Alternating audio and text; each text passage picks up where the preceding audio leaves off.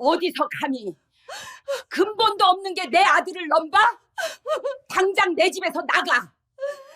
쨍그랑 날카로운 파열음이 거실 바닥을 때렸습니다. 산산조각난 청자 찻잔의 파편들이 사방으로 튀었고 뜨거운 찬물이 대리석 바닥을 적셨습니다. 하지만 내 눈앞에 서 있는 저 아이, 서연이라는 계집애는 비명 한 번 지르지 않았습니다.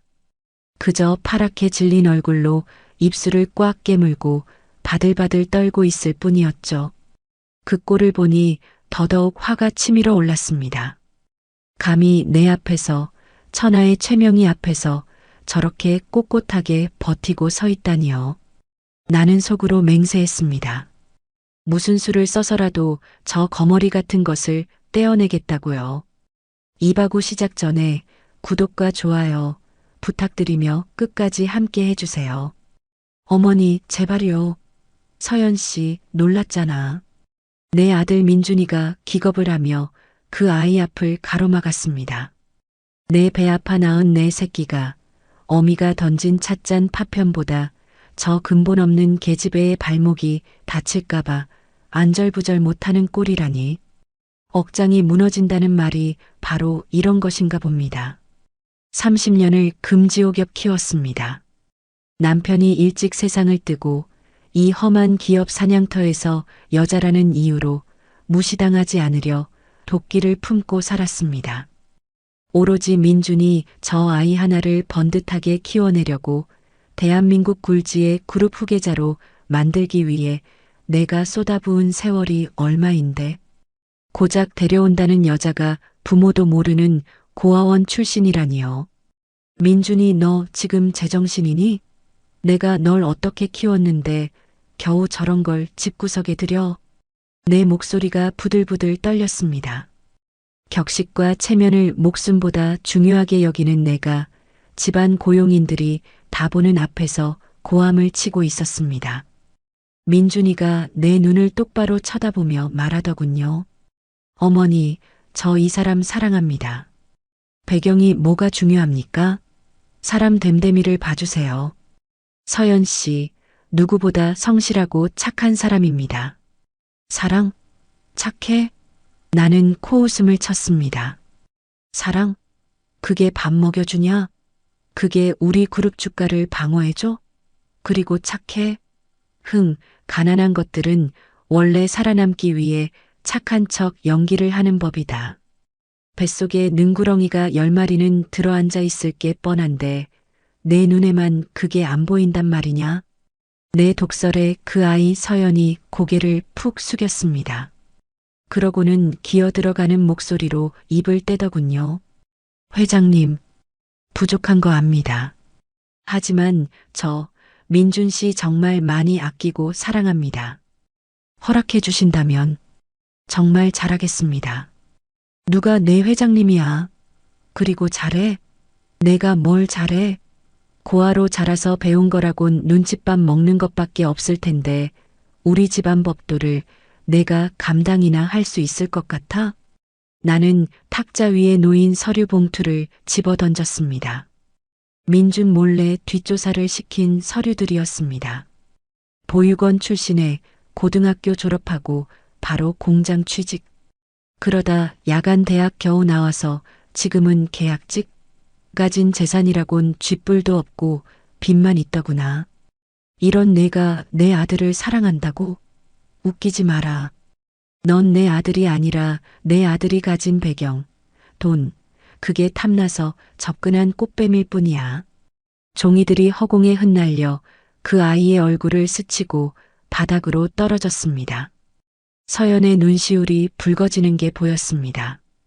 그래, 이제야 본색이 나오겠지.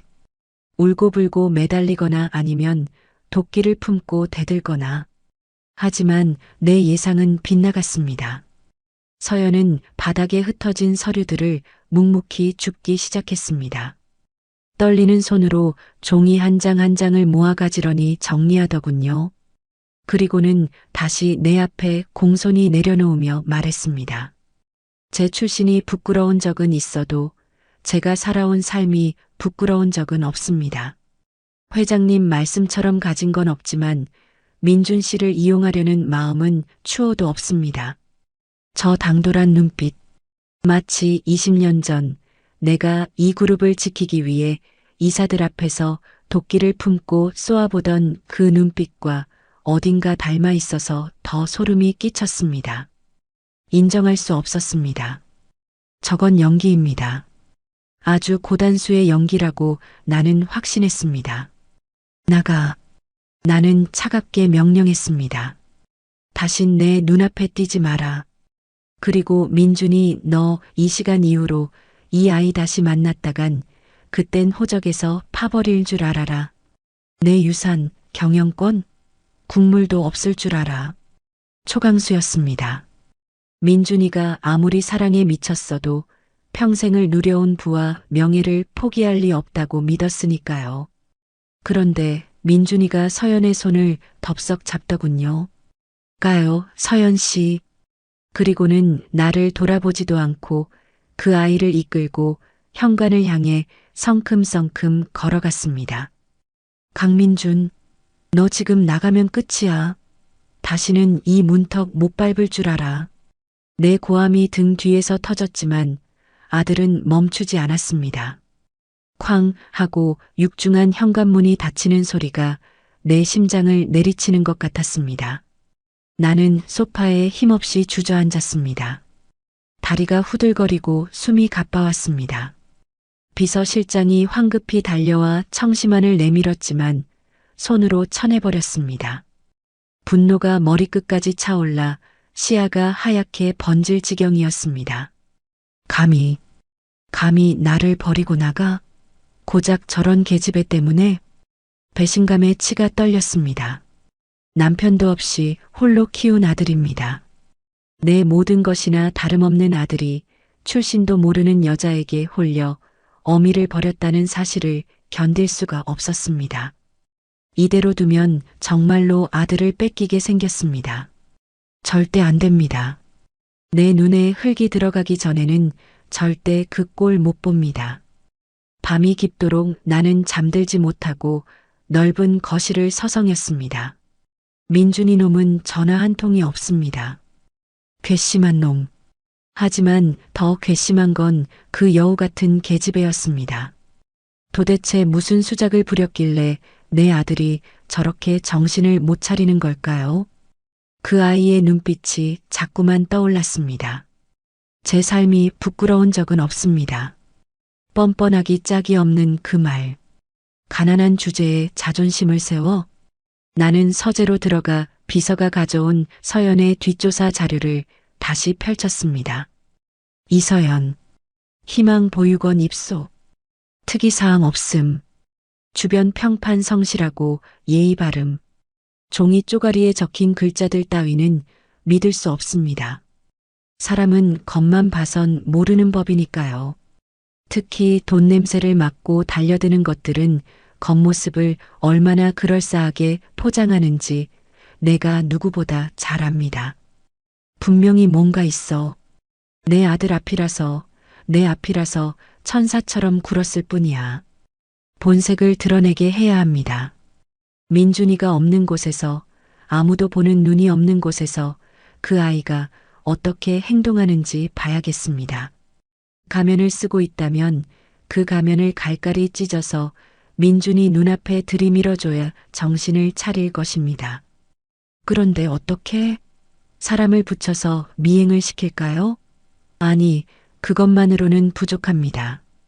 보고서는 조작될 수도 있고 전해 듣는 말로는 성에 차지 않습니다. 내 눈으로 직접 봐야겠습니다.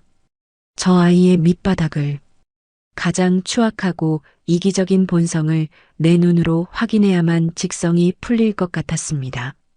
문득 거울 속에 비친 내 모습이 보였습니다. 최고급 실크 잠옷을 입고 다이아몬드 반지를 낀 늙은 여자의 모습.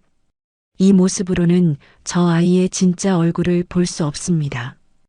회장 최명희가 아니라 아무런 힘도 없고 가진 것도 없는 노인네가 되어 접근한다면 어떨까요?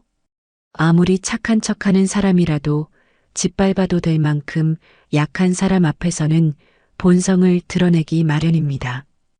특히 땡전 한 푼 없는 거지가 귀찮게 군다면 그 고상한 척하던 얼굴도 일그러지지 않을까요? 그래, 그거야. 입가에 서늘한 미소가 번졌습니다. 내일 당장 수행원들을 따돌려야겠습니다. 아주 낡고 냄새나는 옷도 한 벌 필요하겠군요.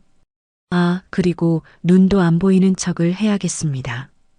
그래야 그 아이가 방심하고 마음껏 제 성질머리를 부릴 테니까요. 서연아, 어디 한번 끝까지 착한 척 해보렴. 내가 내 발 아래서 그 가면을 벗고 소리를 지르는 순간 내 아들은 다시 내 품으로 돌아오게 될 테니까. 나는 비서에게 전화를 걸었습니다. 새벽 2시가 넘은 시간이었지만 상관없었습니다. 김 실장, 내일 일정 다 취소해. 그리고 남대문 시장 가서 제일 허름한 할머니 옷 한 벌 구해와. 아무도 모르게. 수학이 넘어 당황한 김 실장의 목소리는 들리지도 않았습니다. 내 머릿속엔 이미 완벽한 시나리오가 그려지고 있었으니까요.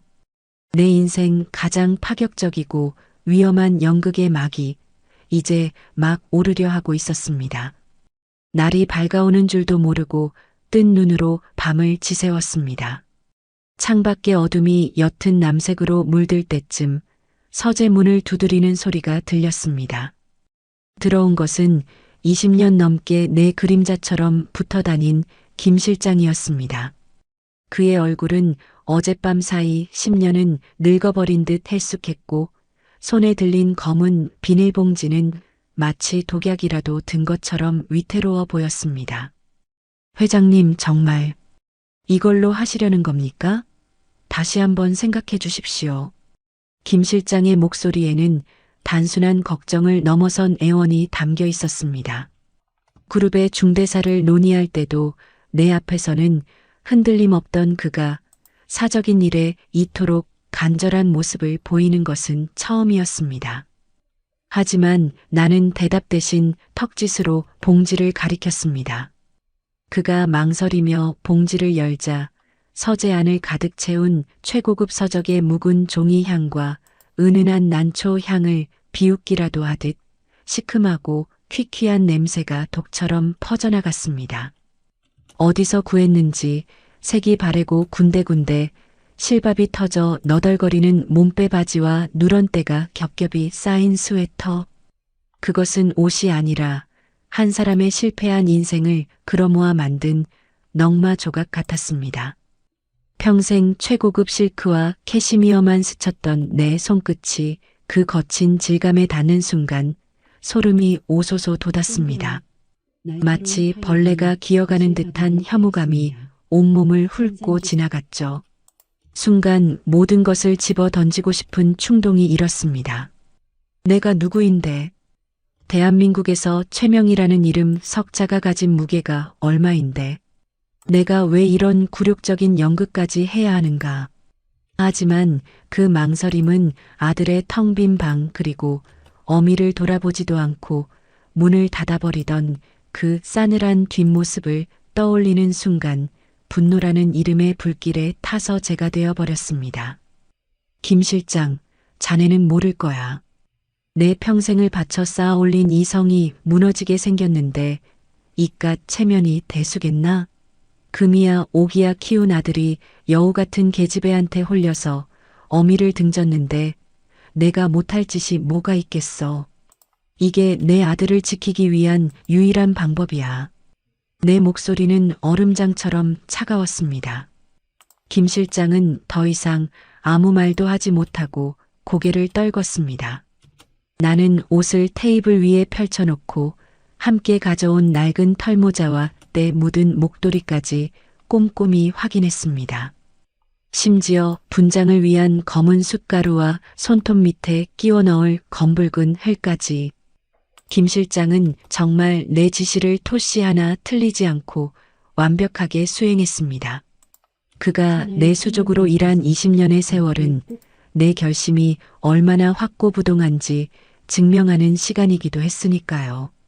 하지만 회장님, 너무나도 위험천만한 일입니다. 회장님 신분을 길에서 누가 알아보기라도 한다면 그룹 전체가 세간의 웃음거리가 될 겁니다. 그리고 만약에라도 무슨 봉변이라도 당하시면 어찌하시렵니까? 세상에는 회장님께서 상상도 못할 흉악한 인간들이 많습니다. 봉변? 흉악한 인간? 나는 헛웃음을 쳤습니다. 내가 당할지도 모르는 봉변보다 저 아이 하나 때문에 내 아들 민준이 인생 전체가 봉변을 당하는 게 더 끔찍해. 그리고 누가 알아보겠나? 자네조차 날 못 알아볼 텐데 뭘. 사람들은 보고 싶은 것만 보는 법이거든. 길바닥의 더러운 노파에게서 재벌 회장의 얼굴을 떠올릴 수 있는 사람은 이 세상에 아무도 없어. 나는 서재 한쪽에 세워둔 고풍스러운 전신 거울 앞으로 갔습니다. 수백 년 된 호두나무로 만든 내 자존심만큼이나 값비싼 거울이었습니다. 그 거울 앞에서 나는 보란듯이 낡은 스웨터를 걸치고 몸빼 바지 위로 무릎 담요를 둘렀습니다.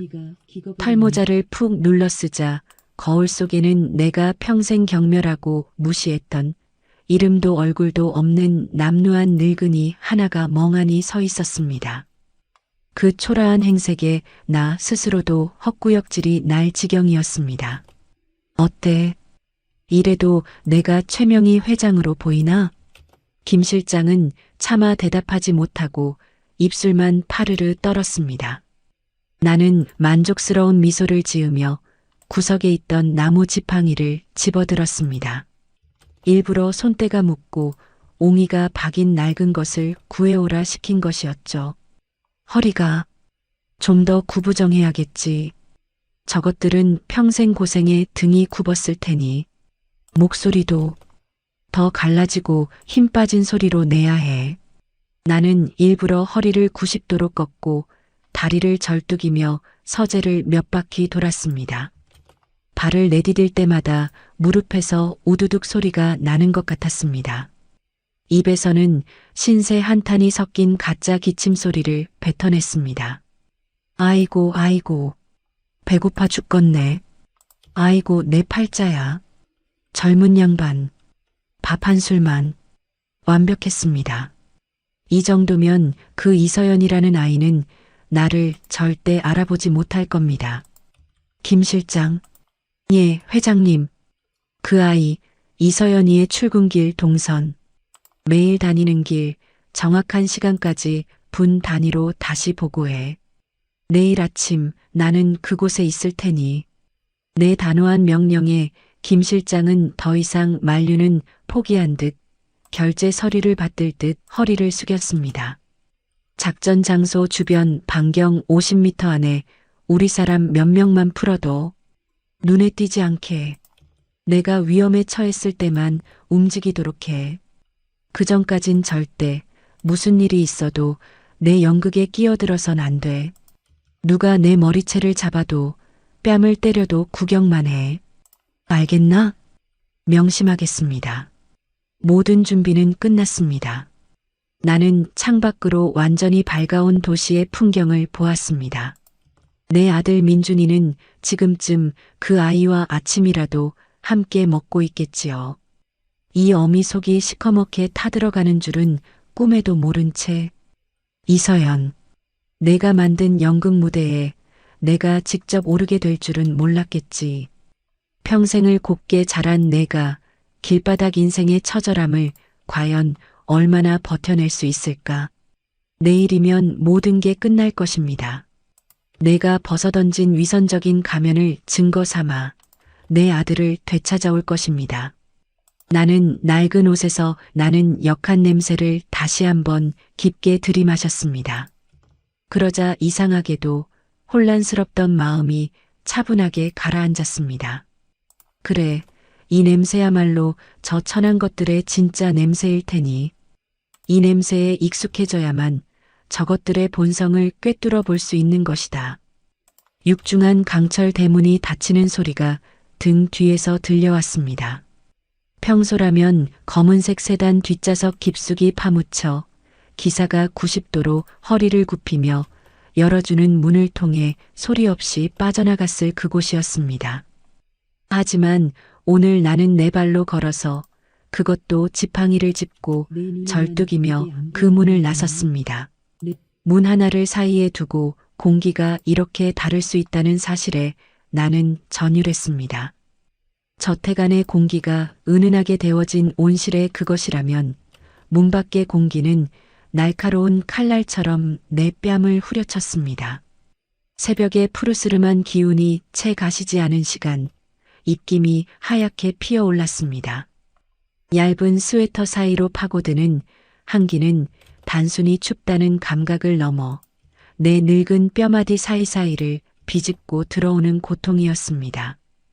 코끝에는 매캐한 매연 냄새와 이름 모를 음식물 쓰레기 냄새가 섞여 들어왔습니다.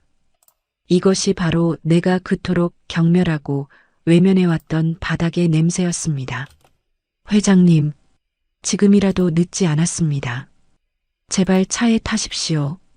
뒤따라 나온 김 실장이 울상인 얼굴로 내 옷자락을 잡으려 했습니다. 그의 눈에는 안타까움과 두려움이 뒤섞여 있었습니다. 그룹의 총수를 길바닥에 내던져야 하는 비서실장의 심정이 오죽하겠습니까? 하지만 나는 그의 손을 매몰차게 뿌리쳤습니다. 비켜. 내 연극 망치지 말고. 내 목소리는 이미 쉬어 있었습니다. 아니, 일부러 쉰 소리를 냈습니다. 거울 속에 나는 완벽했습니다. 헝클어져 떡진 백발, 며칠은 굶은 듯 퀭한 눈, 낡아 빠진 목도리와 구멍난 장갑. 심지어 지나가던 우리 집 정원사조차 고개를 갸웃거리며 나를 쳐다보더니 어떤 노인네가 아침부터 얼쩡거려? 라고 중얼거리며 지나갔습니다. 20년을 내 밥을 먹은 사람조차 나를 알아보지 못했습니다. 그 사실이 나에게 기묘한 안도감과 동시에 비릿한 수치심을 안겨주었습니다. 김 실장이 준비한 낡은 승합차에 몸을 실었습니다. 가죽 시트의 부드러움 대신 딱딱하고 차가운 직물 시트의 감촉이 엉덩이에 닿았습니다. 차가 서연의 회사가 있는 강북의 번화가로 향하는 동안 나는 창밖을 보지 않았습니다. 눈을 감고 최면을 걸었습니다. 나는 최명희가 아니다. 나는 갈 곳 없고 먹을 것 없는 눈먼 늙은이다. 내 자존심 따위는 개나 줘버린 지 오래다. 차가 멈춰선 곳은 서연의 회사 건물이 올려다 보이는 좁은 골목길 어귀였습니다. 김 실장은 차마 나를 내려주지 못하고 핸들만 잡고 있었습니다. 내려.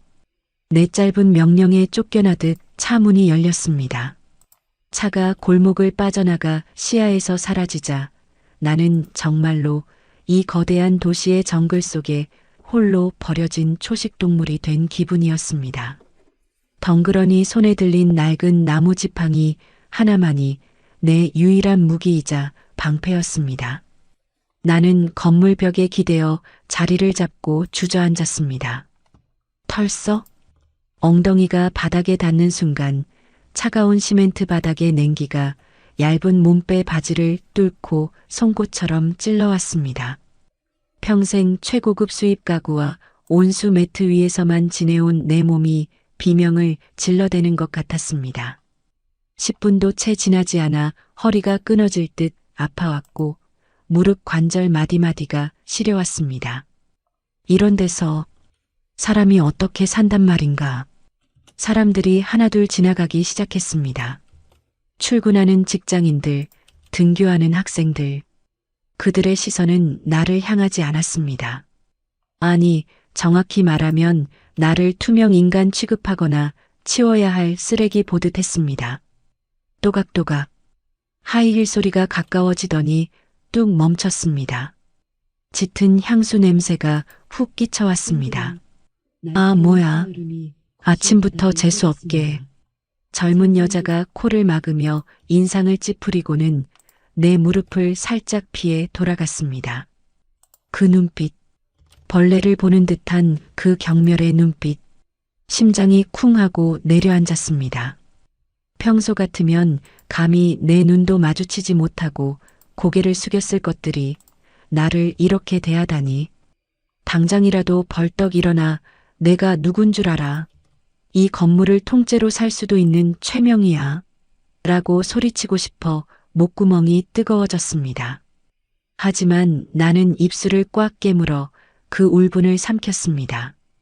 피 맛이 났습니다. 참아야 한다. 이것보다 더한 꼴도 참아내야 내 아들을 구할 수 있다. 시간이 흐를수록 고통은 배가 되었습니다. 어제 저녁부터, 아니 오늘 아침까지 물 한 모금 마시지 않고 일부러 굶었습니다. 리얼리티를 위해서였죠. 꼬르륵거리는 뱃속 소리가 이렇게 천박하고 크게 들릴 줄은 몰랐습니다.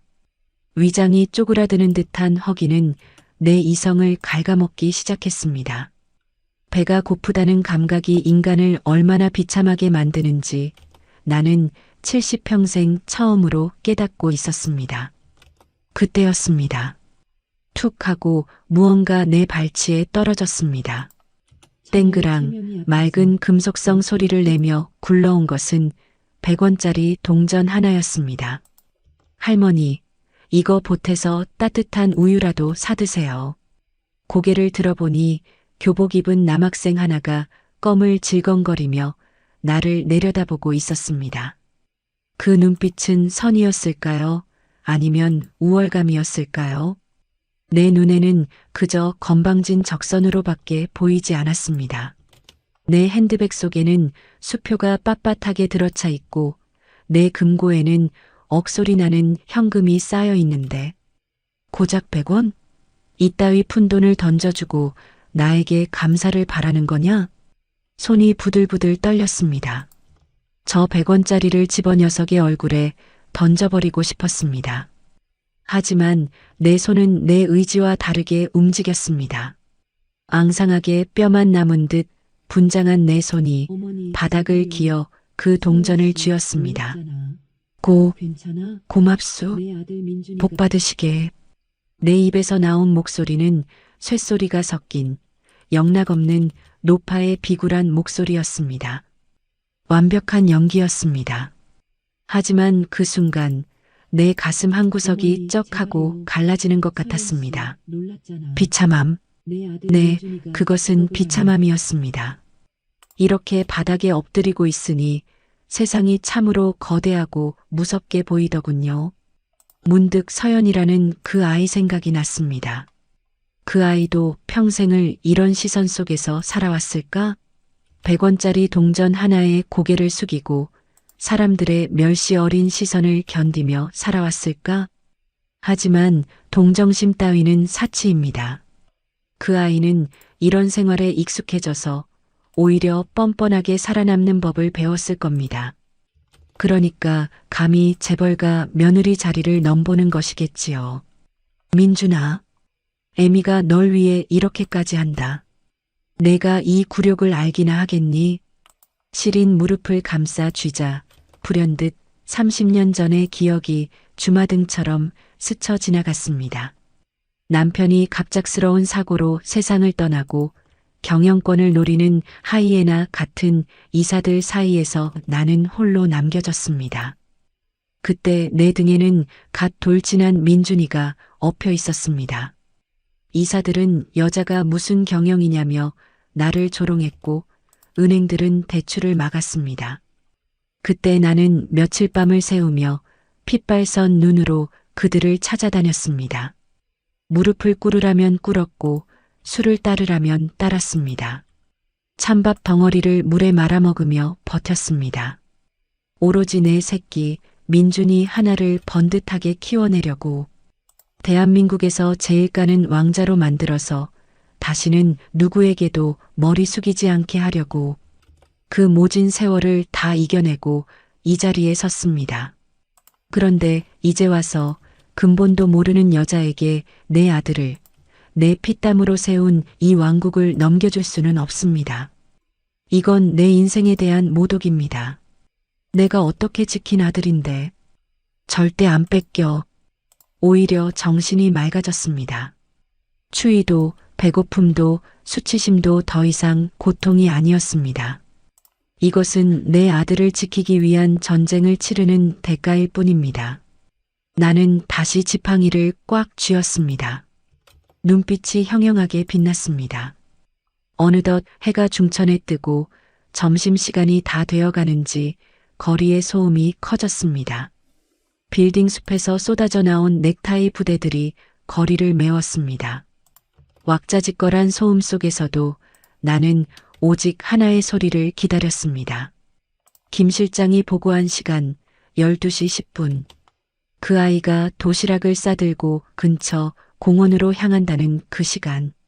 나는 챙이 넓은 모자를 더 깊게 눌러쓰고 귀를 곤두세웠습니다. 시각을 포기한 대신 청각에 온 신경을 집중했습니다. 구두 굽소리, 운동화 끄는 소리, 웃음소리, 수많은 소음이 뒤섞여 웅웅거렸습니다. 하지만 그 속에서도 유독 선명하게 들리는 소리가 있었습니다. 또각, 또각, 또각. 경쾌하면서도 차분한 굽 낮은 단화 소리. 김 실장이 보내준 영상 속에서 그 아이가 걸을 때 나던 바로 그 박자였습니다. 심장이 쿵쿵 뛰기 시작했습니다. 먹잇감을 발견한 맹수의 심장 박동처럼 피가 뜨겁게 돌았습니다. 실눈을 뜨고 지팡이 아래로 시선을 내리깔았습니다. 흐릿한 시야 저 멀리서 익숙한 베이지색 코트 자락이 보였습니다. 서연이었습니다. 내 아들의 팔짱을 끼고 세상 다 가진 듯 행복하게 웃으며 내 집 현관을 들어서던 그 얼굴. 오늘은 혼자였습니다. 한 손에는 낡은 서류 가방을, 다른 한 손에는 분홍색 보자기에 쌓인 도시락 가방을 들고 씩씩하게 걸어오고 있었습니다. 왔구나. 드디어 왔어. 순간 내 몸을 짓누르던 피로가 씻은 듯이 사라졌습니다. 이제부터가 진짜입니다. 나는 사냥을 앞둔 포식자처럼 잔뜩 웅크린 채 호흡을 골랐습니다. 입안이 바짝 말랐습니다. 그 아이와 나 사이의 거리가 점점 좁혀집니다. 10걸음, 8걸음, 5걸음. 저 아이는 나를 볼까요? 아니면 아까 그 여자처럼 코를 막고 피해갈까요? 나를 보고 동정하는 척이라도 할까요? 아니면 못 본 척 지나칠까요? 그 아이가 내 앞을 스쳐 지나가려는 찰나 나는 기회를 놓치지 않고 지팡이를 허공에 휘저으며 비틀거리는 신용을 했습니다. 아이고, 배고파라. 아이고, 눈앞이 캄캄해. 일부러 발을 헛디딘 척하며 그 아이가 오는 방향으로 몸을 기울였습니다. 나의 이 남루하고 더러운 몸뚱어리가 그 아이의 깨끗한 코트 자락에 닿을 듯 말 듯한 거리였습니다. 자, 이서연. 과연 너는 냄새나고 더러운 노인네를 보고도 그냥 지나칠까? 아니면 배운 대로 가식적인 친절을 베풀까? 그것도 아니면 나를 밀치고 혐오스러운 표정을 지을까? 나는 바닥을 더듬거리며 그 아이의 발목을 향해 앙상한 손을 뻗었습니다. 거기 누구 없소? 목이 말라서 그러는데 밥 한 술만. 내 손끝이 그 아이의 신발 코에 닿는 순간 나는 온 신경을 곤두세웠습니다. 이제 곧 날카로운 비명이나 짜증 섞인 목소리가 들려올 차례였습니다. 이게 뭐 하는 짓이에요? 라며 발을 빼거나 더러운 것이 닿았다는 듯 기겁하며 물러서는 것이 보통의 반응일 테니까요. 나는 그 순간을 포착해 내 아들에게 그 추악한 본성을 낱낱이 고발할 생각에 희열마저 느끼고 있었습니다. 하지만 내 예상은 보기 좋게 빗나갔습니다. 어머 할머니, 괜찮으세요? 신발 코에 닿았던 내 손 위로 따뜻하고 부드러운 무언가가 덮여왔습니다. 서연의 손이었습니다.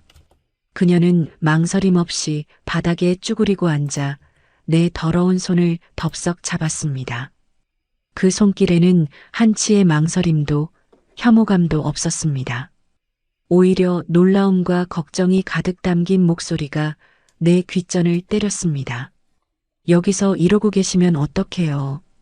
어디 편찮으신 거예요? 나는 당황했습니다. 이게 아닌데. 이런 반응이 나오면 안 되는데. 하지만 이내 정신을 차렸습니다. 그래, 사람들 많은 곳이니 착한 척하는 거겠지. 가증스러운 것. 속으로 코웃음을 치며 나는 더 과장되게 몸을 떨었습니다. 배가 고파서 며칠을 굶었더니 눈이 안 보여. 나는 짐짓 눈동자를 희번덕거리며 허공을 더듬었습니다. 초점을 잃은 눈빛 연기는 며칠간 거울을 보며 연습한 필살기였습니다. 서연은 잠시 내 얼굴을 들여다보는가 싶더니 곧바로 나를 부축해 일으켰습니다. 일단 일어나세요, 할머니. 저기 벤치까지만 가요. 제가 부축해 드릴게요. 그녀의 팔이 내 겨드랑이 밑으로 쑥 들어왔습니다. 낡은 코트에서 나는 퀴퀴한 냄새가 분명 코를 찔렀을 텐데 그녀는 미간 한번 찌푸리지 않았습니다. 오히려 내 몸에 묻은 흙먼지가 자신의 베이지색 코트에 묻는 것조차 신경 쓰지 않는 눈치였습니다. 우리는 근처 공원 벤치에 나란히 앉았습니다. 벤치는 차가웠지만 내 옆에 앉은 이 아이의 체온은 묘하게 따뜻했습니다. 서연은 가방에서 주섬주섬 무언가를 꺼냈습니다. 분홍색 보자기에 쌓인 도시락통이었습니다. 할머니, 이거라도 좀 드세요. 제가 점심에 먹으려고 싸온 건데 아직 손도 안 댄 거예요. 보자기가 풀리고 뚜껑이 열리자 김이 모락모락 나는 밥과 반찬 냄새가 확 풍겼습니다. 멸치볶음, 계란말이, 그리고 볶은 김치.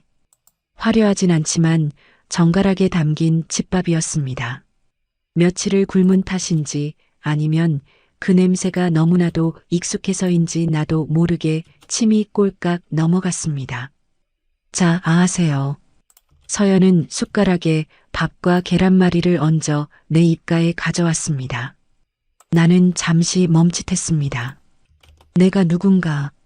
대한민국 재벌 총수 최명희가 길바닥에서 남이 먹던 도시락을 받아먹다니 자존심이 허락지 않았습니다. 하지만 여기서 거절하면 내 연극은 수포가 됩니다. 나는 눈을 질끈 감고 입을 벌렸습니다. 따뜻한 밥알이 입안으로 들어오자 허기가 봇물 터지듯 밀려왔습니다. 나도 모르게 허겁지겁 밥을 씹어 넘겼습니다. 맛이 좋았습니다. 우리 집 전속 요리사가 만든 최고급 요리보다 투박한 이 계란말이가 왜 더 맛있게 느껴지는 걸까요? 나는 혼란스러웠습니다. 아니야, 정신 차려. 이건 다 쇼야. 이 여자가 날 알아본 건 아닐까? 그래서 일부러 더 잘해주는 건 아닐까? 의심의 싹이 다시 고개를 들었습니다. 그래, 한번 떠보자. 갈 때까지 가보자. 나는 입에 든 밥을 우물거리다 퇴하고 바닥에 뱉어버렸습니다. 퇴? 이게 뭐야? 반찬이 뭐 이리 짜. 노인네 죽일 셈이야? 나는 버럭 소리를 질렀습니다. 밥알이 튀어 서연의 코트 자락에 묻었습니다. 주변에 앉아있던 사람들이 놀라서 우리를 쳐다봤습니다. 아니, 저 할망구가 미쳤나? 얻어먹는 주제에. 젊은 아가씨가 착하네. 저런 걸 다 받아주고. 수군거리는 소리가 들려왔습니다. 자, 이서연. 이제는 못 참겠지? 내가 아무리 착한 척을 해도 이렇게까지 모욕을 주면 본색이 나올 거야. 나는 곁눈질로 서연의 표정을 살폈습니다. 그녀의 얼굴이 굳어질 것을 기대하면서. 하지만 서연은 당황한 기색은커녕 오히려 미안한 표정으로 밥알이 묻은 제 옷을 툭툭 털어내더니 다시 숟가락을 들었습니다. 아이고, 죄송해요, 할머니. 제가 간을 좀 세게 했나 봐요. 그럼 이 멸치볶음이랑 드셔보세요. 이건 좀 삼삼해요. 그녀는 아무렇지 않게 다른 반찬을 얹어 내 입에 다시 들이밀었습니다. 그 눈빛에는 일말의 짜증도 분노도 없었습니다. 오직 배고픈 노인을 향한 순수한 걱정과 연민만이 가득했습니다. 순간 멍해졌습니다. 이게 뭐지? 보통 사람이라면 화를 내거나 적어도 인상은 찌푸려야 정상 아닙니까? 내가 준 모욕이 통하지 않는다는 사실에 오히려 내가 더 당황스러웠습니다. 이 아이 바보인가? 아니면 뼛속까지 천사인 척 연기하도록 훈련받은 괴물인가? 싫어. 안 먹어. 이딴 싸구려 밥 안 먹는다고. 나는 더 크게 소리치며 서연의 손에 들린 숟가락을 쳐내버렸습니다. 숟가락이 쨍그랑 소리를 내며 바닥에 떨어졌고 숟가락 위에 있던 밥알들이 사방으로 흩어졌습니다. 내가 거진 줄 알아? 나 입맛 까다로운 사람이야. 고기 내놔, 고기. 나는 억지를 부렸습니다. 말도 안 되는 때를 썼습니다. 내 행동이 과격해질수록 서연이 가면을 벗을 확률은 높아질 테니까요. 주변 사람들의 수군거림이 비난으로 바뀌었습니다. 저 할망구 진짜 노망났나 봐. 아가씨, 그냥 가요. 저런 사람 상대해봤자 득 될 거 없어. 누군가가 서연의 팔을 잡아 끌며 말했습니다. 그래, 차라리 가버려라. 욕을 한 바가지 퍼붓고 가버려라. 그래야 내가 널 미워할 명분이 생기지 않겠니? 그래야 내가 내 아들에게 봐라. 저 여자가 저런 인간이다라고 말할 수 있지 않겠니? 하지만 서연은 그 사람의 손을 정중하게 뿌리쳤습니다. 아니에요. 괜찮습니다. 할머니가 많이 시장하셔서 예민하신가 봐요. 그리고는 바닥에 떨어진 숟가락을 주워 자신의 손수건으로 꼼꼼히 닦았습니다. 할머니, 고기는 없지만 대신 제가 나중에 맛있는 빵 사드릴게요. 일단 이걸로라도 요기하세요. 빈속에 화내시면 속 버리세요. 그녀는 다시 웃었습니다. 그 미소가 너무나 맑아서 나는 순간 숨이 턱 막혔습니다. 저 미소를 어디선가 본 것 같았습니다. 아주 오래전 내가 잊고 살았던 누군가의 미소. 기억의 저편에서 아른거리는 그 미소가 내 가슴을 쿡 찔렀습니다. 두려워졌습니다. 내 연극이 실패할지도 모른다는 두려움이 아니었습니다. 내 평생의 신념, 돈 없는 것들은 다 속물이다라는 그 견고한 믿음이 흔들릴지도 모른다는 두려움이었습니다. 저 아이가 진짜라면? 저 착함이, 저 배려가 연기가 아니라 진짜라면? 나는 인정할 수 없었습니다. 아니, 인정해서는 안 됐습니다.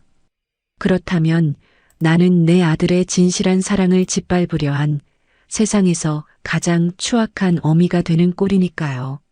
나는 마지막 승부수를 던지기로 했습니다. 단순히 밥투정 정도로는 안 된다. 더 확실하게, 더 처참하게 이 아이의 인내심을 끊어놔야 한다. 이딴 거 필요 없어. 나는 서연이 들고 있던 도시락통을 향해 손을 뻗었습니다. 내 손이 도시락을 쳐내는 순간 밥과 반찬들이 공중으로 솟구쳤다가 바닥으로 곤두박질 칠 것입니다.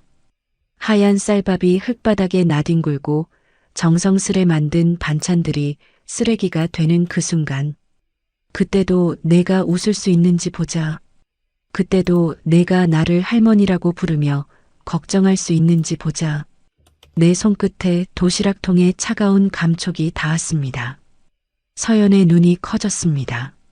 시간이 멈춘 듯 했습니다. 도시락이 내 손을 떠나 허공을 가르는 그 찰나의 순간 나는 보았습니다. 서연의 눈동자에 비친 내 일그러진 얼굴을, 탐욕과 아집으로 뒤범벅된 흉측한 노파의 얼굴을. 그것은 연기가 아니었습니다. 그것은 내 진짜 얼굴이었습니다. 쨍그랑 마이너스. 플라스틱 도시락통이 시멘트 바닥에 부딪히며 낸 소리는 내 예상보다 훨씬 크고 날카로웠습니다. 마치 내 인생의 무언가가 깨져나가는 소리 같았습니다. 하얀 쌀밥이 흙먼지 위로 흩뿌려지고 노란 계란말이가 구정물이 고인 보도블록 틈새로 처박혔습니다. 빨간 김치 국물이 서연의 베이지색 구두 위로 튀어 핏자국처럼 번졌습니다. 순간 공원의 시간이 멈춘 듯 정적이 흘렀습니다. 벤치 주변을 지나던 비둘기떼가 푸드덕거리며 날아올랐고 웅성거리던 사람들의 입이 딱 벌어졌습니다. 모든 시선이 나와 서연 그리고 바닥에 뒹구는 처참한 도시락 잔해에 꽂혔습니다. 나는 거친 숨을 몰아쉬며 서연을 노려보았습니다. 내 심장이 터질 듯이 쿵쿵거렸습니다. 자, 이제 봐라. 이제 본색을 드러내겠지. 나는 확신했습니다. 아무리 성인군자라도 뺨을 맞고 웃을 수는 없는 법입니다. 호의를 베풀었는데 밥상을 엎어버린 미친 노인네에게 욕설을 퍼붓거나 적어도 혐오스러운 표정으로 자리를 박차고 일어날 것이라 믿어 의심치 않았습니다. 이 미친 할망구가 내 기대대로 누군가의 고함이 터져 나왔습니다. 하지만 그건 서연이 아니었습니다. 옆 벤치에 앉아있던 중년 남자가 벌떡 일어나 삿대질을 해댔습니다. 아니, 젊은 아가씨가 좋은 마음으로 밥을 주는데 그걸 엎어? 얻어먹는 주제에 어디서 행패야? 맞아, 저런 노인네는 도와줄 필요가 없어. 경찰 불러, 경찰. 주변 사람들의 비난이 화살처럼 내게 쏟아졌습니다. 미친 노인네, 노망난 할망구, 은혜도 모르는 인간. 평생 들어본 적 없는, 아니 평생 들을 일 없으리라 생각했던 저주 섞인 말들이 내 귓가에 윙윙거렸습니다. 수치심에 얼굴이 화끈거렸지만 나는 오히려 고개를 뻣뻣이 쳐들었습니다. 내 표적은 저 구경꾼들이 아닙니다. 오직 서연, 저 아이뿐입니다. 나는 흔들리는 눈빛을 감추고 서연의 반응만을 집요하게 쫓았습니다. 서연은 고개를 숙인 채 움직이지 않았습니다. 어깨가 가늘게 떨리고 있었습니다. 그래, 울어라. 억울해서 미치겠지? 분해서 죽겠지? 소리 질러. 내 멱살이라도 잡고 흔들어 보란 말이야. 나는 속으로 쾌재를 불렀습니다. 저 떨림은 분명 분노일 것입니다. 이제 고개를 들면 도끼 서린 눈으로 나를 노려보겠지. 그 표정을 내 눈에, 내 기억에 똑똑히 새겨서 민준이에게 증언하리라. 하지만 서연이 천천히 몸을 굽혔습니다. 그녀는 내 멱살을 잡는 대신 바닥에 무릎을 꿇었습니다. 죄송해요. 제가 생각이 짧았어요. 서연의 입에서 나온 말은 비명도 욕설도 아니었습니다. 차분하다 못해 물기 어린 사과였습니다. 할머니가 소화가 안 되셔서 그러시는 건데 제가 억지로 드시게 했네요. 죄송해요, 할머니. 나는 내 귀를 의심했습니다. 죄송하다니? 내가 왜 죄송해? 밥상을 엎은 건 나인데, 행패를 부린 건 나인데 왜 내가 사과를 한단 말이냐? 서연은 맨손으로 그 뽀얗고 고운 손으로 흙바닥에 흩어진 밥알을 줍기 시작했습니다. 이건 못 먹는 거예요. 버려야 해요. 그녀는 흙이 묻은 밥알을 하나하나 주워 도시락통에 다시 담았습니다. 구정물이 묻은 계란말이도 뭉개진 김치 조각도 그녀의 손톱 밑에 검은 흙이 끼고 하얀 손등에 김치 국물이 묻어났지만 그녀는 개의치 않았습니다. 마치 세상에서 가장 귀한 보석을 줍는 사람처럼 조심스럽고 정성스러웠습니다. 그 모습을 보는 순간 나는 뒤통수를 둔기로 얻어맞은 듯한 충격을 받았습니다. 이건 내가 짠 시나리오에 없는 장면이었습니다. 가식이야. 저건 다 쇼라고. 사람들 앞이라서 착한 척하려고 연기하는 거야. 나는 애써 그렇게 생각하려 했지만 가슴 한구석에서 알 수 없는 불안감이 피어올랐습니다. 연기라고 하기에는 저 손길이 너무나도 절실했습니다. 연기라고 하기에는 저 숙인 고개에서 떨어지는 눈물방울이 너무나도 뜨거워 보였습니다. 주변 사람들도 숙연해졌습니다. 욕을 퍼붓던 중년 남자도 입을 다물었고 혀를 차던 노인들도 슬금슬금 뒷걸음질 쳤습니다. 공원에는 오직 서연이 바닥을 쓰는 소리, 스윽, 스윽 하는 소리만이 비현실적으로 크게 울려 퍼졌습니다. 나는 견딜 수가 없었습니다. 저 아이의 침묵이, 저 아이의 행동이 나를 비웃는 것 같았습니다. 내가 아무리 발버둥 쳐도 나는 끄떡없어. 나는 너 같은 인간과는 격이 달라. 그렇게 말하는 것만 같았습니다. 내 알량한 자존심이, 내 비틀린 승부욕이 다시 고개를 쳐들었습니다. 이거 나, 죽지 마. 나는 쭈그리고 앉은 서연의 어깨를 발로 툭 찼습니다. 세게 차지는 않았지만 균형을 잃은 서연이 엉덩방아를 찧었습니다. 이런 쓰레기 같은 밥 줍지 말란 말이야. 내가 거지야? 땅바닥에 떨어진 걸 주워 먹게? 나는 악을 썼습니다. 내 목소리가 갈라져 흉한 소리를 냈습니다. 너 지금 나 동정하니? 내가 눈 멀고 돈 없다고 무시하는 거야? 착한 척하면 사람들이 칭찬해 줄 것 같아서 그래. 서연이 바닥에 주저앉은 채 나를 올려다보았습니다. 그녀의 눈가는 붉어져 있었고 눈망울에는 그렁그렁한 눈물이 맺혀 있었습니다. 하지만 그 눈빛은 나를 향한 원망이 아니었습니다. 그것은 슬픔이었습니다. 깊고 깊은 슬픔. 할머니, 서연이 떨리는 목소리로 나를 불렀습니다. 무시하는 거 아니에요. 동정하는 것도 아니고요. 그녀는 엉망이 된 도시락통을 가슴에 꼭 끌어안으며 일어섰습니다. 그리고 내 앞으로 한 발짝 다가왔습니다. 나는 반사적으로 뒤로 물러섰습니다. 저 아이에게서 뿜어져 나오는 알 수 없는 기운에 압도당하는 기분이었습니다. 그냥 밥이 아까워서요. 누군가에게는 이 밥 한 톨이 생명일 수도 있잖아요. 제가 배고파 봐서 알아요. 배고파 봐서 안다? 내가 재벌가 며느리 자리를 노리는 내가 배고픔을 안다고? 뻔한 거짓말. 가난파리, 감성파리. 나는 콧방귀를 뀌려 했습니다. 하지만 이어지는 서연의 말에 나는 숨을 멈출 수밖에 없었습니다. 저도 버려진 적이 있거든요. 아무도 없는 길바닥에 배는 고픈데 먹을 건 없고 지나가는 사람들 바짓가랑이 잡고 밥 좀 달라고 빌어본 적 저도 있어요. 서연의 눈에서 기어이 눈물 한 방울이 툭 떨어져 내 낡은 신발 위로 떨어졌습니다. 그래서 할머니 마음 알 것 같아요. 배고프면 화나고 서럽고 세상이 다 미운 거. 그거 당연한 거예요. 그러니까 죄송해요. 제가 할머니 마음 헤아리지 못하고 제 식대로만 굴어서 나는 할 말을 잃었습니다. 머릿속이 하얘졌습니다. 내가 준비한 모든 독설과 비난이 목구멍 안에서 길을 잃고 맴돌았습니다. 저 아이가 하는 말, 저 표정, 저 눈물, 모든 게 진짜였습니다. 내가 지난 수십 년간 수많은 사람을 겪으며 익힌 사람 보는 눈이 말하고 있었습니다. 저건 연기가 아니다. 저건 진짜다. 그럴 리 없어. 그럴 리가.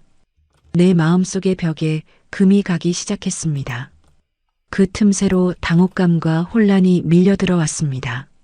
내가 틀렸나? 내가 사람을 잘못 봤나?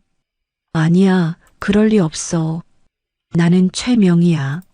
나는 한 번도 틀린 적 없어. 이건 고도의 심리전이야.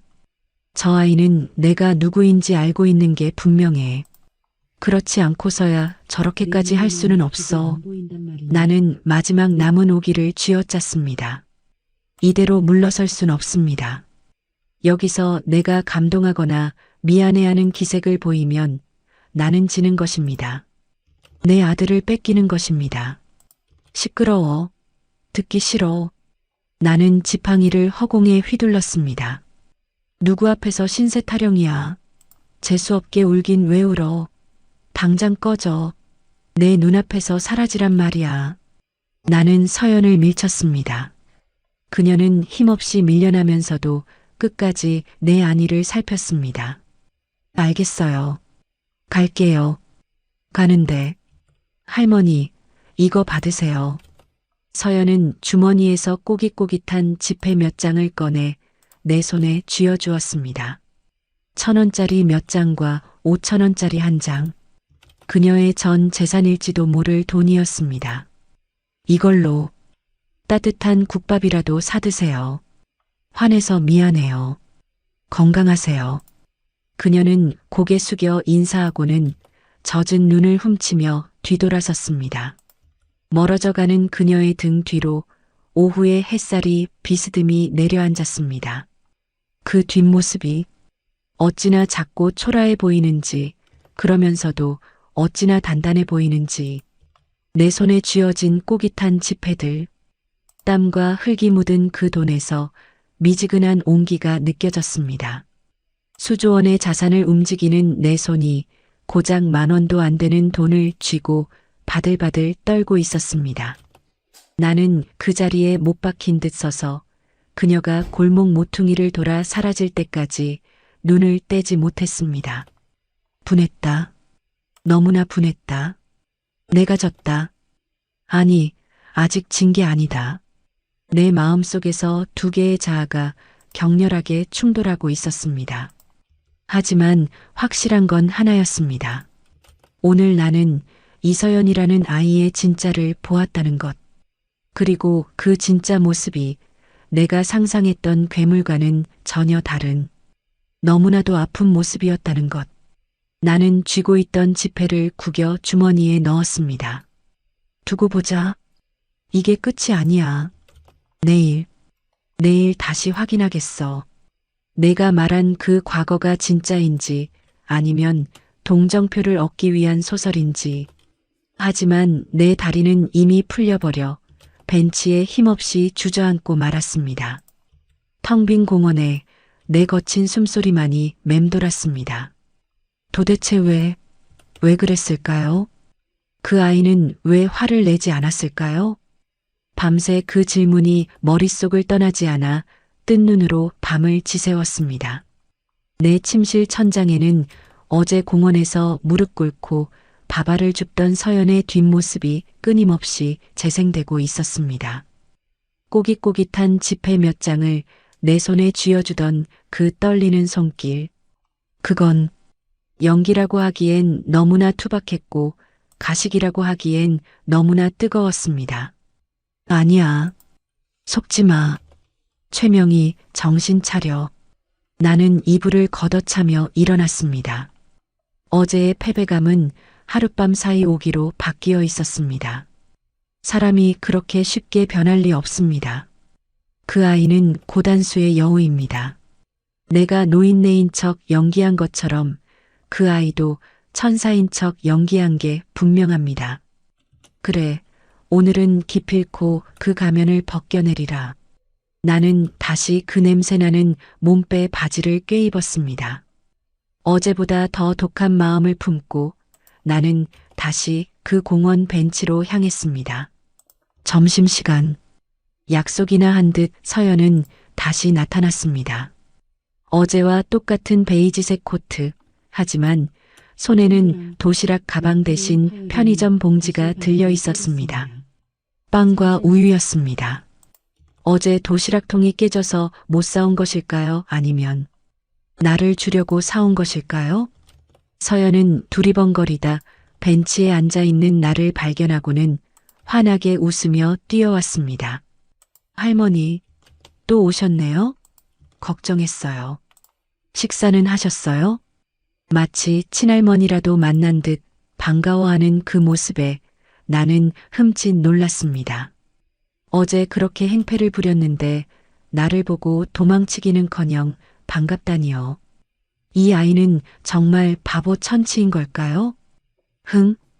밥은 무슨. 어제 내가 준 돈 아까워서 쓰지도 못했다. 나는 퉁명스럽게 대꾸하며 고개를 돌렸습니다. 하지만 서연은 아랑곳하지 않고 내 옆에 앉았습니다. 그럴 줄 알았어요. 그래서 제가 빵이랑 우유 사왔어요. 이건 부드러워서 드시기 편할 거예요. 그녀는 빵 봉지를 뜯어 내 손에 쥐어주었습니다. 따끈한 팥빵이었습니다. 나는 빵을 쥐고 멍하니 그녀를 쳐다봤습니다. 너 진짜 바보냐? 내 입에서 툭 하고 튀어나온 말은 연기가 아니라 진심이었습니다. 어제 내가 그 난리를 쳤는데 밥상을 엎고 욕을 했는데 넌 자존심도 없어? 왜 나한테 이렇게 잘해주는 거야? 내가 내 할미라도 되냐? 나는 따지듯 물었습니다. 멱살이라도 잡고 흔들고 싶은 심정이었습니다. 제발 화를 내란 말이야. 제발 나를 욕하란 말이야. 그래야 내가 널 미워하지. 그래야 내가 널 짓밟는 게 정당화되잖아. 서연은 내 서슬퍼런 질문에 잠시 멈칫하더니 이내 씁쓸하게 웃었습니다. 그 웃음이 어제 보았던 그 슬픈 눈빛과 닮아 있었습니다. 그녀는 벤치 등받이에 몸을 기대며 하늘을 올려다보았습니다. 할머니, 저 사실 고아예요. 덤덤하게 뱉은 그 한마디가 내 가슴을 쿵 하고 때렸습니다. 알고 있었습니다. 뒷조사 자료에서 수없이 봤던 단어니까요. 하지만 서연의 입으로 직접 듣는 건 느낌이 달랐습니다. 부모님 얼굴도 몰라요. 태어나자마자 보육원에 맡겨졌대요. 그래서 전 할머니라는 존재가 어떤 건지 잘 몰라요. 엄마 아빠도 모르는데 할머니를 알 리가 있나요? 그녀의 시선은 먼 허공을 향해 있었습니다. 보육원에서는 늘 배가 고팠어요. 원장님은 무서운 분이었고 언니 오빠들은 틈만 나면 제 밥을 뺏어 먹었어요. 밥 투정? 그런 건 상상도 못했죠. 밥알 하나라도 떨어지면 주워 먹기 바빴으니까요.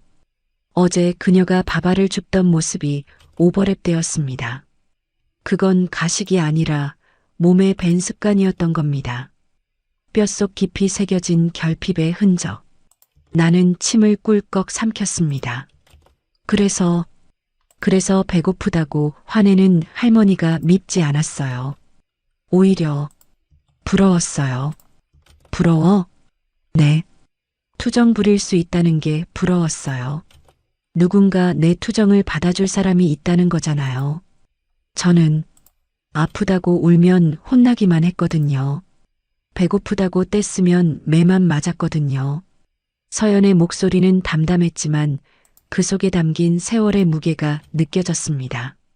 29살, 아직 어린 나이인데 이 아이는 도대체 어떤 지옥을 살아온 걸까요? 나는 쥐고 있던 빵을 꽉 움켜쥐었습니다. 근데 왜 나한테 잘해주냐고 물으셨죠? 서연이 고개를 돌려 나를 바라보았습니다. 맑은 눈동자가 내 흐릿한 눈을 똑바로 응시했습니다. 제가 은혜를 갚아야 할 분이 있거든요. 은혜? 네. 제가 10살 때였나? 정말 죽고 싶을 만큼 힘들 때가 있었어요. 배는 고프고 춥고 세상에 내 편은 하나도 없고 그래서 어린 마음에 그냥 콱 죽어버릴까 생각도 했었어요. 서연은 잠시 말을 멈추고 깊은 숨을 내쉬었습니다. 그때 어떤 회장님이 보육원에 오셨어요. 아주 높고 무서운 분이라고 했는데 그분이 저희한테 밥도 사주시고 선물도 주시고 그리고 저한테 그러셨어요. 살아라.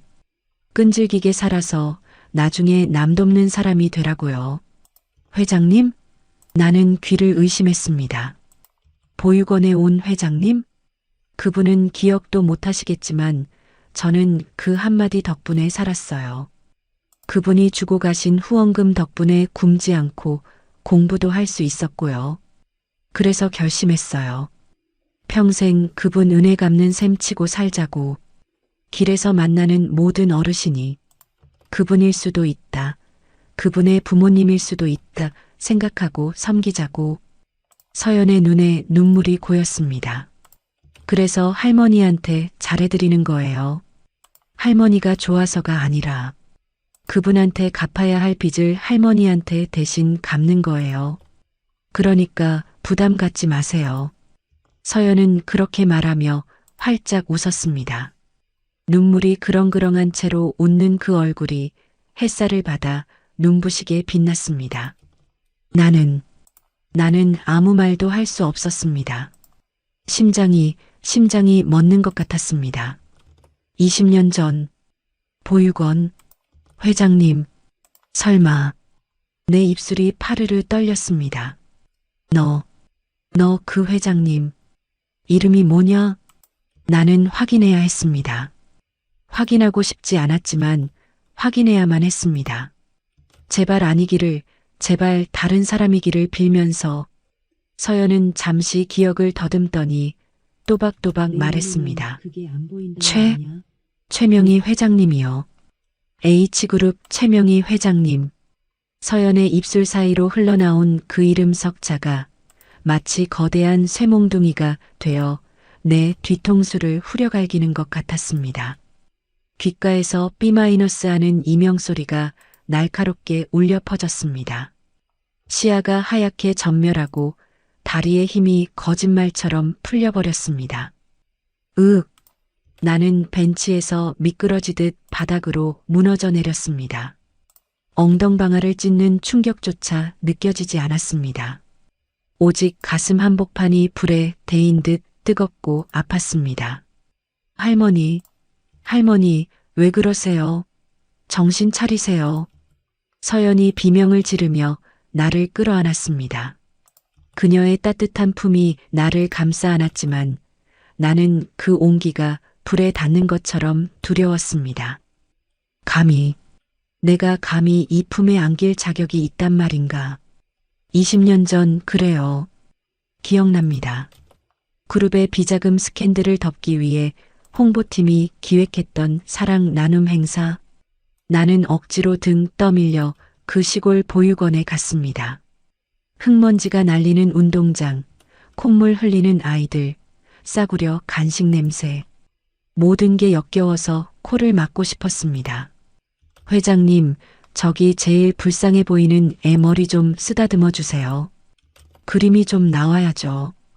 홍보실장의 속삭임에 나는 제일 구석에 쭈그리고 앉아있던 깡마르고 눈만 퀭하게 큰 여자아이 하나를 골랐습니다. 그 아이였습니다. 서연이었습니다. 나는 밍크 코트의 때가 묻을까봐 손가락 끝으로 아이의 머리카락을 살짝 건드리기만 했습니다. 그리고 카메라 플래시가 터지는 순간 억지 미소를 지으며 말했죠. 거참 끈질기게들 생겼네. 그래, 죽지 말고 살아라. 살아서 밥값은 해야지. 그건 덕담이 아니었습니다. 독설이었습니다. 가난하고 힘없는 것들을 향한 내 본심, 너희는 죽지 못해 사는 인생들이다라는 경멸이 담긴 조롱이었습니다. 그런데 그 말이 이 아이를 살렸다고요? 그 차가운 독설이 이 아이에게는 생명의 동아줄이 되었다고요? 으흐흑. 내 입에서 짐승 같은 신음이 터져 나왔습니다. 눈물이 댐이 무너지듯 쏟아져 내렸습니다. 낡은 선글라스 뒤로 뜨거운 눈물이 쉴 새 없이 흘러내려 뺨을 타고 턱으로 뚝뚝 떨어졌습니다. 할머니, 많이 아프시구나. 어떻게 119 부를까요? 네. 서연은 내 눈물이 통증 때문인 줄 알고 어쩔 줄 몰라 하며 발을 동동 구르고 있었습니다. 그녀는 자신의 코트를 벗어 내 어깨에 덮어주었습니다. 조금만 참으세요. 제가 구급차 부를게요. 아니다. 아니야. 나는 떨리는 손으로 서연의 손목을 잡았습니다. 부르지 마라. 그냥 좀 쉬면 된다. 내가 구급차에 실려가 신원이 밝혀지기라도 한다면 이 아이는 얼마나 큰 상처를 받을까요? 자신이 평생을 바쳐 은인으로 모셨던 사람이 사실은 자신을 시험하고 모욕하려던 못된 시어머니였다는 사실을 알게 된다면, 그리고 그 은인이 사실은 위선덩어리였다는 걸 알게 된다면, 그 잔인한 진실을 이 맑은 영혼에게 차마 보일 수가 없었습니다. 나는 바들바들 떨며 서연의 도움을 받아 벤치에 다시 앉았습니다. 서연은 손수건으로 내 땀범벅이 된 얼굴을 닦아주었습니다. 20년 전 내가 더럽다고 피했던 그 손이 지금 내 더러운 죄를 닦아주고 있었습니다. 할머니, 빵 드셔서 체하신 것 같아요. 제가 등 두드려 드릴게요. 서연은 내 등 뒤로 가서 조심스럽게 등을 두드리기 시작했습니다. 쿵, 쿵, 쿵. 그녀의 손길이 닿을 때마다 내 심장에 박혀있던 오만과 독선이라는 못들이 하나씩 빠져나가는 기분이었습니다. 서연아, 미안하다. 정말 미안하다. 속으로 수백 번, 수천 번 사죄했습니다. 나는 내가 내 아들의 돈을 노리는 꽃뱀인 줄 알았다. 내가 가난해서 부모가 없어서 내 아들 인생에 흠집을 낼 잡초라고 생각했다. 그래서 널 밟아 죽이려 했다. 내 자존심을 짓밟고 내 마음에 멍을 남겨서 쫓아내려 했다. 그런데 너는 나를 살리고 있었구나. 20년 전 내 위선이 너를 살렸듯 지금 너의 진심이 나를 살리고 있었구나. 서연의 손길은 멈추지 않았습니다. 우리 원장님이 그러셨어요.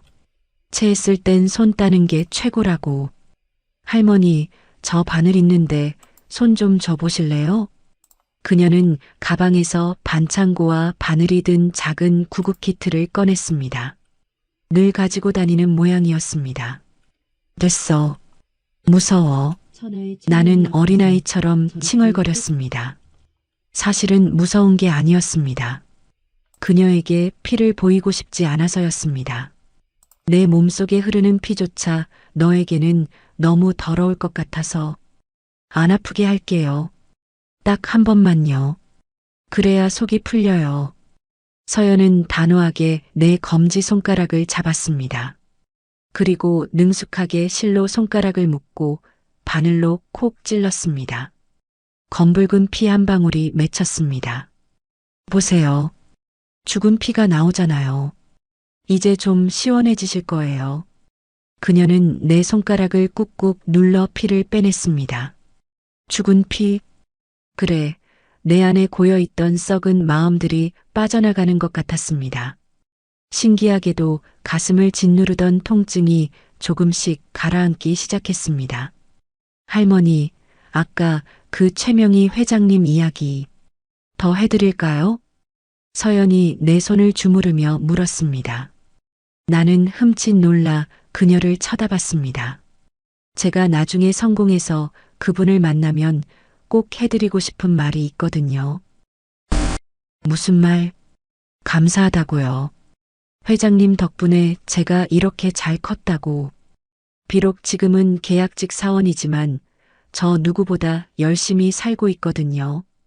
회장님이 주신 기회 헛되게 쓰지 않았다고 꼭 보여드리고 싶어요. 그녀의 눈빛은 확신에 차 있었습니다. 나는 고개를 숙였습니다. 선글라스 아래로 다시 눈물이 흘러내렸습니다. 보여줬다. 너는 이미 다 보여줬다. 너는 훌륭한 나무가 되었구나. 내가 무심코 던진 씨앗이 비바람을 맞고도 이렇게 단단하고 아름다운 나무로 자랐구나. 내가 틀렸다. 내가 졌다, 서연아. 그 회장이라는 사람, 나쁜 사람일 수도 있잖아. 그냥 쇼한 걸 수도 있잖아. 나도 모르게 내 입에서 자주 섞인 말이 튀어나갔습니다. 내 죄를 고백하고 싶은 충동이었을까요? 하지만 서연은 고개를 저었습니다. 아니요. 저한테는 신 같은 분이에요. 세상 사람들이 뭐라 해도 저한테는 영원한 은인이에요. 그러니까 할머니도 그분 욕하지 마세요. 그녀는 정색하며 나를 변호했습니다. 나조차 나를 용서할 수 없는데 너는 나를 변호하는구나. 그 맹목적인 믿음이 내 가슴을 더 아프게 후벼 팠습니다. 더 이상 이곳에 있을 수가 없었습니다. 내 정체가 탄로 날까봐 두려운 게 아니었습니다. 이 아이의 순수한 마음 앞에 서 있는 내 모습이 너무나 추악하고 부끄러워서 견딜 수가 없었습니다. 나 이제 가봐야겠다. 나는 황급히 자리에서 일어났습니다. 서연이 놀라서 따라 일어났습니다. 벌써요? 아직 안색이 안 좋으신데. 댁이 어디세요? 제가 모셔다 드릴게요. 아냐, 오지 마. 나는 소리를 버럭 질렀습니다. 서연이 놀라 멈칫했습니다. 혼자 갈 수 있어. 귀찮게 하지 마.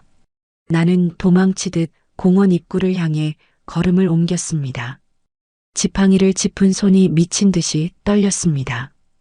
절뚝거리는 다리가 내 마음처럼 휘청거렸습니다. 할머니, 조심해서 가세요. 내일 또 오세요. 제가 맛있는 거 사올게요. 등 뒤에서 서연의 목소리가 들려왔습니다. 내일 또 오라니. 맛있는 걸 사오겠다니. 너란 아이는 정말. 골목 모퉁이를 돌자마자 나는 벽을 붙잡고 주저앉았습니다. 흐흐흑, 으흐흑. 참았던 오열이 터져나왔습니다. 입을 틀어막아도 새어나오는 울음을 멈출 수가 없었습니다. 김 실장이 어디선가 나타나 나를 부축했습니다. 회장님, 괜찮으십니까?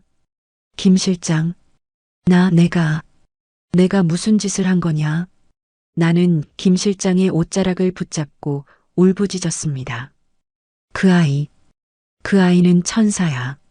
내가 악마였어.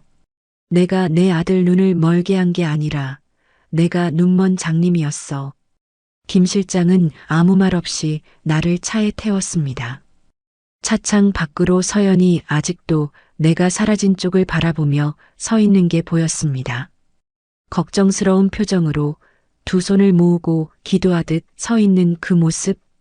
나는 차창에 손을 대고 속삭였습니다. 서연아, 고맙다. 그리고 미안하다. 내일은 내가 너에게 절을 해야겠다. 시어머니가 아니라 죄인의 심정으로. 차는 멀어졌지만 내 마음은 그 공원 벤치에 남아 있었습니다. 그 아이가 흘린 눈물과 그 아이가 쥐어준 빵의 온기가 내 차가운 심장을 다시 뛰게 하고 있었습니다. 이제 이 연극을 끝낼 시간입니다. 하지만 결말은 내가 처음에 썼던 것과는 완전히 다를 것입니다. 이것은 파멸이 아니라 구원의 이야기가 될 테니까요. 사람은 누구나 가면을 쓰고 살아갑니다. 나 역시 그랬습니다. 재벌 회장이라는 화려한 가면, 깐깐한 시어머니라는 무서운 가면. 그 가면 뒤에 숨어 나약한 진짜 모습을 감추고 살았지요. 하지만 그 아이 서연이는 달랐습니다. 그 아이에게는 가면이 없었습니다. 흙먼지 묻은 밥알을 줍던 그 손도, 1,000원을 적선하던 그 떨리는 마음도 모두 투명한 진짜였습니다. 그래서 나는 부끄러웠습니다. 내 화려한 가면이 그 아이의 맨얼굴 앞에서 한없이 초라하게 느껴졌으니까요. 다음 날 나는 김 실장에게 지시했습니다. 서연이, 오늘 저녁 집으로 초대해라. 회장님, 그럼 정체를 밝히시려는 겁니까? 그래. 더 이상 숨길 수가 없구나. 내 며느리가 될 아이인데 거짓된 얼굴로 맞이할 수는 없지 않으냐. 나는 거울 앞에 섰습니다. 이번에는 노숙자 분장이 아니었습니다. 하지만 평소 즐겨 입던 화려한 정장도 아니었습니다. 가장 편안하고 부드러운 색감의 한복을 꺼내 입었습니다. 화장기도 거의 없는 맨얼굴. 이것이 인간 최명희로서 그 아이에게 보여줄 수 있는 가장 솔직한 모습이라 생각했습니다. 저녁 7시, 초인종 소리가 울렸습니다. 거실 소파에 앉아있던 나는 마른 침을 삼켰습니다. 수천억짜리 계약을 앞두고도 떨지 않던 내 심장이 쿵쿵거렸습니다. 들어가시죠. 김 실장의 안내를 받아 들어온 서연은 잔뜩 긴장한 표정이었습니다. 며칠 전 내 독설에 쫓겨나듯 나갔던 그곳에 다시 왔으니 오죽하겠습니까? 그녀의 옆에는 내 아들 민준이가 든든하게 서 있었습니다. 어머니, 서연 씨 데리고 왔습니다. 이번에도 화내실 거면 저 그냥 나가겠습니다. 민준이는 여전히 날 선 태도로 나를 경계했습니다. 나는 아들의 그 모습조차 고마웠습니다. 제 여자를 지키려는 저 단단한 마음이 훗날 이 그룹을 지키는 힘이 될 테니까요. 왔니? 앉아라. 나는 부드럽게 말하며 자리를 권했습니다. 내 예상 밖의 온화한 반응에 민준이와 서연이 서로 눈치를 보며 조심스럽게 맞은편 소파에 앉았습니다. 서연은 고개를 푹 숙이고 있었습니다. 회장님, 죄송합니다. 다시는 눈에 띄지 말라고 하셨는데 고개 들 거라 아가. 내 입에서 나온 그 한마디에 서연이 깜짝 놀라 고개를 들었습니다. 민준이의 눈도 휘둥그레졌습니다. 평생 들어본 적 없는 다정한 호칭이었으니까요. 보여줄 게 있다. 나는 탁자 아래 숨겨두었던 상자를 꺼냈습니다. 떨리는 손으로 상자 뚜껑을 열었습니다. 그 안에는 낡은 털모자, 때 묻은 목도리, 그리고 반창고가 덕지덕지 붙은 지팡이가 들어있었습니다. 서연의 눈이 커졌습니다. 그녀의 시선이 상자 속 물건들과 내 얼굴을 번갈아 오갔습니다. 이건, 그녀의 목소리가 떨려왔습니다. 알아본 것입니다. 자신이 3일 동안 공원에서 만났던 그 행패 부리던 할머니의 물건들을. 그래, 나다. 그 심술궂은 할망구가 바로 나야. 나는 담담하게 고백했습니다. 널 시험하고 싶었다. 내가 내 아들 돈 보고 접근한 꽃뱀인 줄 알았거든. 그래서 일부러 가장 비참한 모습으로 내 앞에 나타나서 내 그 착한 가면을 벗겨버리려고 했다. 밥상을 엎고 욕을 하고 내 자존심을 짓밟으면 내가 본색을 드러낼 줄 알았어. 서연은 입을 다물지 못했습니다. 충격에 말을 잇지 못하는 그녀의 눈에 눈물이 고이기 시작했습니다. 민준이는 어머니, 그게 무슨 이라며 경악했지만 나는 손을 들어 제지했습니다. 그런데 가면이 벗겨진 건 내가 아니라 나더구나. 나는 자리에서 일어나 서연의 앞으로 다가갔습니다. 그리고 천천히, 아주 천천히 무릎을 꿇었습니다. 어머니, 민준이가 기겁하며 달려왔지만 나는 괜찮다는 눈빛을 보냈습니다. 서연은 어쩔 줄 몰라 하며 같이 바닥에 무릎을 꿇었습니다. 회장님, 왜 이러세요? 이러지 마세요. 나는 서연의 두 손을 잡았습니다. 따뜻하고 거친 그 손. 미안하다. 정말 미안하다. 늙은이의 욕심이 과해서 귀한 사람을 몰라보고 몹쓸 짓을 했어. 내가 눈이 멀었었다. 진짜 장님은 멀쩡한 눈을 뜨고도 사람 볼 줄 모르는 나였어. 회장님, 내가 그랬지. 20년 전 그 회장님이 은인이라고. 갚아도 못 갚을 빚을 졌다고. 나는 눈물을 흘리며 웃었습니다. 아니다. 빚은 내가 졌다. 20년 전 내가 무심코 던진 돈 봉투가 이렇게 훌륭한 며느리가 되어 돌아올 줄은 몰랐다. 내가 내 아들 곁에 있어줘서 고맙고 나 같은 늙은이를 용서하고 감싸줘서 고맙다. 서연의 눈에서도 눈물이 주르륵 흘러내렸습니다. 회장님, 저는 그것도 모르고. 아니야, 모르는 게 약이었지. 알았으면 나 같은 시어머니 도망갔을 거다. 나는 서연을 품에 안았습니다. 20년 전 보육원에서는 더럽다고 피했던 그 아이를 이제는 내 목숨보다 귀하게 여기며 꽉 끌어안았습니다. 서연도 내 등 뒤로 손을 둘러 나를 안아주었습니다. 그녀의 눈물이 내 어깨를 적셨습니다. 그 순간 나는 느꼈습니다. 이것이 진짜 행복이구나.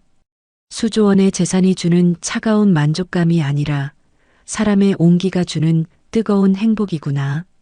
민준이가 우리 둘을 감싸 안으며 함께 울었습니다. 거실 가득 따스한 온기가 채워졌습니다. 그날 저녁 우리는 처음으로 한 식탁에 둘러앉아 밥을 먹었습니다. 화려한 코스 요리 대신 내가 직접 주방에 들어가 끓인 된장찌개와 서연이가 좋아한다는 계란말이가 올라왔습니다. 맛있다. 정말 맛있다. 내가 끓인 찌개를 먹으며 서연이가 환하게 웃었습니다. 공원에서 봤던 그 미소보다 100배는 더 아름다운 미소였습니다. 시간이 흘렀습니다. 서연이는 이제 우리 그룹 복지재단 이사장이 되어 전국의 보육원을 돌며 아이들을 돕고 있습니다. 나는 경영 일선에서 물러나 손주들 재롱을 보는 재미로 삽니다. 가끔 서연이와 함께 봉사활동도 나갑니다.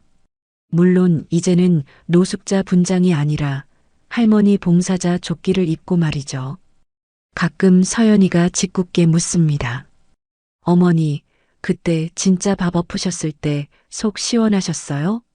그럼 나는 얼굴이 빨개져서 대답합니다. 얘는 뒤끝 있다니까. 내가 그때 속으로 얼마나 쫄았는지 아니? 내가 한 대 칠까봐. 우리는 그렇게 웃습니다.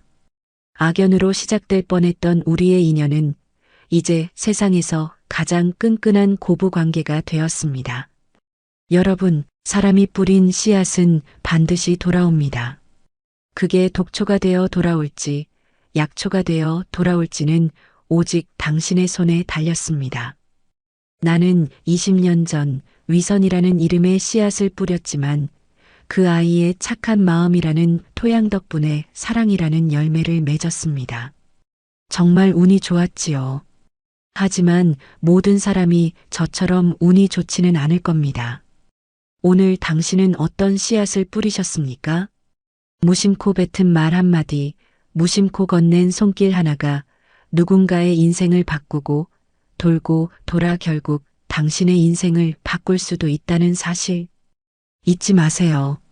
내 며느리 서연이가 밥알을 주우며 했던 그 말을 나는 평생 가슴에 새기고 살 겁니다. 누군가에게는 이 밥 한 톨이 생명일 수도 있잖아요. 그래요. 우리 서로에게 생명 같은 밥 한 톨이 되어주는 건 어떨까요? 오늘의 이바구는 여기까지입니다. 끝까지 함께 해주셔서 감사드리며 구독과 좋아요 눌러주시면 놀라운 인생 사연들을 누구보다 먼저 무료로 만나보실 수 있습니다.